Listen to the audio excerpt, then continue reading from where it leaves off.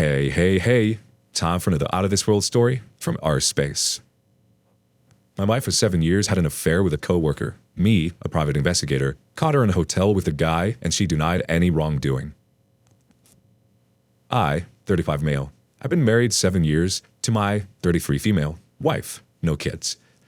2 years ago, she started a new career and has been very successful. At the time she started, she mentioned a man that she works with, but said on more than one occasion that he was a jerk and she didn't like to work with him. Since then, she has softened a bit and really doesn't mention him much. I felt like I had no reason for concern.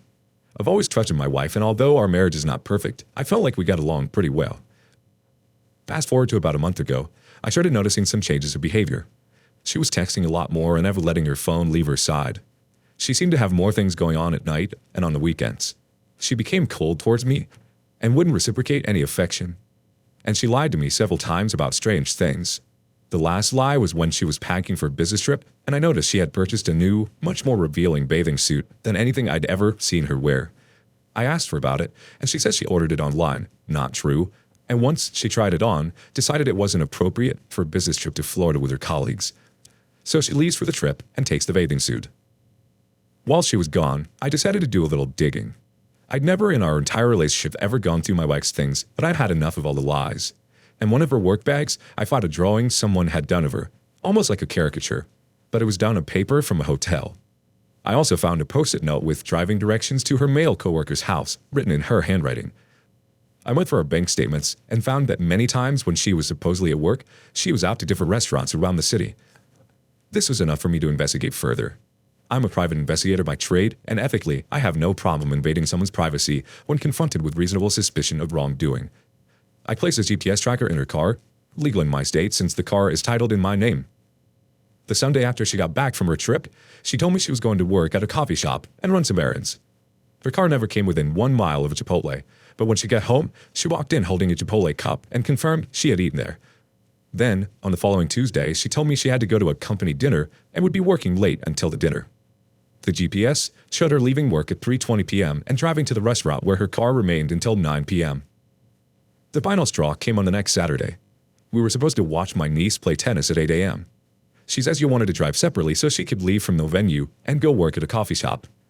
After the match, she told me she was heading to X coffee shop and added a few details about why she wanted to go to that coffee shop. I said, "Have a good day," and went to my vehicle. Well, on the GPS, I watched as she drove directly to a Comfort Inn motel. I got to the Comfort Inn and waited in an adjacent parking lot until I could confirm she was actually in the building and not sitting in her car. I called her from the lobby and asked how is X coffee shop. She said it was good. Why? The only thing I said was come down here so we can get this over with. Once she came down, she said these exact words. "It's not what you think. He has to do this because he's been caught with other girls before." I asked what she was talking about, and she said that he always works in hotel rooms. She said that they didn't do anything physical, and that's when I told her to get out of my car. I drove away, and she called 50 times. I finally answered and told her if she tells me even one more lie, I'm hanging up. She said that they did kiss once about 5 months prior, but that it was a mistake and didn't mean anything. She said again that they were just working. I asked how many times had she met him in hotels, and she said about 10 over the last 9 months. I then asked what she did on that Tuesday, and she became defensive. She said she was at work all day until the work dinner. I called her a liar and hung up the phone. She showed up at her house where I was loading up my car with my belongings and my dog. She stood in the driveway, refusing to move until I talked to her. She was in hysterics, crying and apologizing. I moved out that day and I've been gone for a month.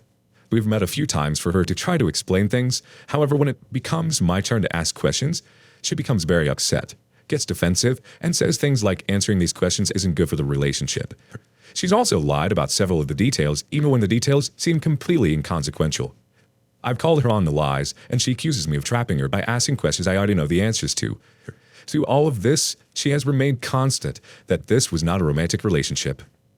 She said that she became really good friends with this man, and that he was helping her with her career. She admitted that their conversations would become inappropriate when they would talk about our marital issues. She admitted to texting him and deleting the texts, saying that they weren't romantic, but could be seen as flirting. She said that she has been depressed for a really long time, and he was good at talking her out of those feelings and encouraging her and her work. I know I'm being mind screwed, but there's a part of me that believes her. It may be that I want to believe her because I love her, or I'm afraid of the truth. I'm really hung up on finding out the truth, but the reality is I don't see any way that I can get over the facts that I do know. So why does it matter? Am I losing my mind? Update. We're a month out from D-Day. I spoke with her last night, and here are the highlights. I asked her if she's talked to the man over the last 4 weeks. She said that he doesn't know that I showed up at the hotel on D-Day and called her out. She said that she hasn't talked to him about the situation because this is an issue in our marriage and doesn't involve him. I asked if she has stopped all non-work related communication with him. She said that she is tapering down. Tapering down! I lost it. She says she feels like she has to taper down rather than no contact because he doesn't know that I busted her. Infuriating. She then lied about a completely insignificant detail. I called her on it, and I was 100% confident that she was lying. She denied to the point of yelling and never relented. I left it and chalked it up as one more unresolved issue in this saga. Update 2. After she told me she was tapering off social communication with the other man, I hid a voice recorder in my house and left. Last night, I reviewed the tape and discovered my wife and this other man have spent well over an hour on the phone with each other over the course of at least 2 phone calls. My recorder died in the afternoon. I would assume they talked again in the evening, if not more.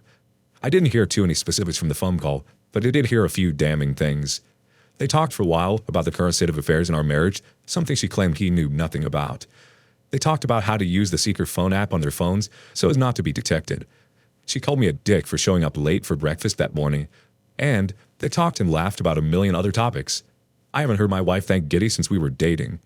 I confronted her about all of this, and she admitted to some of it, denied other parts of it. I don't really care anymore. Update 3. For the past 2 weeks, I have gone no contact with my wife. A few days ago, she texted me and asked if we could talk. I told her unless she's willing to confess to everything, that I was not willing to talk. She then said she knows I've wiretapped her phone. Didn't do, but let her believe it, and that I already know everything. I told her I need to hear it from her directly. She finally agreed to sit down and tell me everything. She came to my house and confessed that her relationship with the other man was indeed sexual, and that it had been going on for the past 6 months. She admitted that she purchased a hotel room one day before our anniversary to be with him. She also confirmed that she had continued talking to him after being caught, and he was helping her deal with my questions. She claims that she has now broken it off with the other man for good and wants to work on our marriage. This confession came 6 agonizing weeks after I caught her in the hotel. I believe the only reason she confessed is due to my persistence. However, she said that she was always planning to tell me, but wanted to make sure it wouldn't hurt either one of us too badly. The damage done during those 6 weeks is unsurmountable. Final update. It's been an incredible 2 years. Keep your head up, everyone. First, let me say this. If you're in this situation and you're even remotely suicidal, don't do it. I say don't do it because if you do, you're going to miss out on the greatest time of your life. I mean that 100% sincerely. I know it's impossible to see when you're first going down this road, but trust me, don't miss out on this life. Now the update. We got divorced. I took my time in making that decision. I wish I wouldn't have taken that time, but who cares? She wanted to stay together. For what reason, I have no clue. She lied and gaslighted for an eternity, and that torpedoed any reconciliation possibility for me. It's the hardest thing I've ever gone through. During my marriage, I was all in. I wasn't perfect, but I loved my wife with all my heart and wanted to be with her forever. I would have done anything to make her happy, and I think I did on several occasions. Now that I'm away from that relationship, I can see it for what it was. A narcissist crushing every ounce of energy out of a good person. That marriage was completely one-sided with one person giving everything and the other person taking even more than could be given. By the end of the marriage, I truly thought I was worthless as a partner. She degraded my profession, my personality, and my looks. Since getting divorced, my business has flourished and I've been able to date women that I would have thought were way out of my league. I seriously thought I was ugly in part because of the way my ex-wife made me feel, but now I'm having gorgeous women, much younger than me, approach me in bars. I've been in a couple wonderful relationships with great women. They ended amicably for general compatibility issues, but it illuminated how terrible of a partner my ex-wife really was. I don't have any contact with the ex anymore, really don't even think about her very often. The divorce became contentious because she thought I was getting too much of the money even though I was taking less than 50% because I wanted it to go smoothly without breaking up businesses or retirements. Can you imagine that? Cheating on someone, then getting upset about the amount of money they're taking even though it's less than 50%. That hammered home for me that I was making the right decision and I needed to get away from this garbage as fast as possible. I lost friends in the divorce. Good riddance. Most took my side, but I don't care about those that didn't. They made it easy for me to jettison them. I lost my in-law family. This is one of the hardest parts. I really love some of them, but I get it.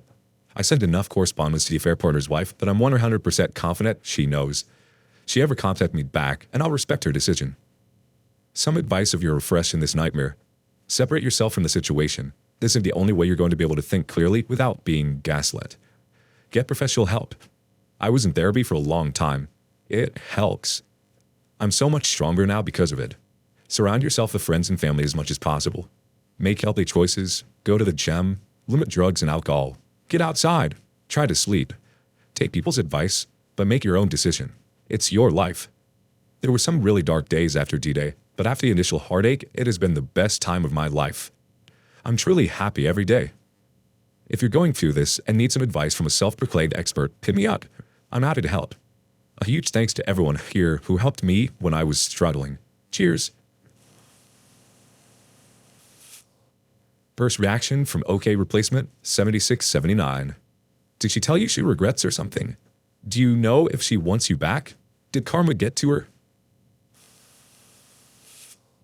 DOP's response. She begged, cried, and tried everything she could just to get a reaction from me, which she never got. The thing with narcissists is, once you realize what you're dealing with, their attempts at any genuine emotion appear so forced and make you almost laugh. I mean that seriously. There were times she was weeping and I was holding back a smile at how out of a movie her performance felt. Next comment from Sapa2NYC. Congratulations and much success on this next chapter of your life. I think so many people will benefit from hearing stories from betrayed spouses who have emerged victorious and in one piece after the initial heartbreak and betrayal. There is life, oftentimes better, after divorce. You actually caught her in a hotel with the affair partner and she denied any wrongdoing? Ha! Best of luck to you in your new life.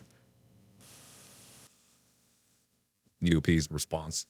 Yes, she claimed they were just working in the hotel room. Ridiculous. She eventually admitted they were hooking up after I broke myself investigating to the max.